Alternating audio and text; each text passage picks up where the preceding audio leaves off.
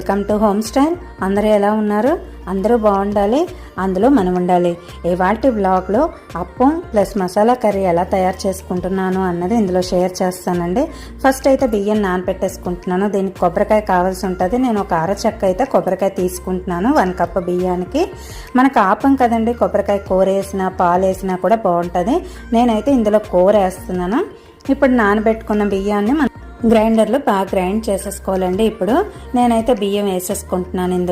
ఇందులో ఏమేమి వేసుకుని ఆపానికి ఎలా మనం రుబ్బు ప్రిపేర్ చేసుకోవాలి అన్నది ఇప్పుడు నేను గ్రైండ్ చేస్తూ మీకు చూపిస్తాను. ఇప్పుడైతే ముందు బియ్యం వేసేసుకుంటున్నాను కదండి. దీంతో పాటు కొబ్బరికాయ కూడా మీకు చూపించాను కదా, అది కూడా మనం కూరలా చేసుకుని బియ్యం నలుగుతున్న దాంట్లోనే మనం వేసుకుని తర్వాత 1 కప్పు అన్నం కూడా తీసుకోవాలండి.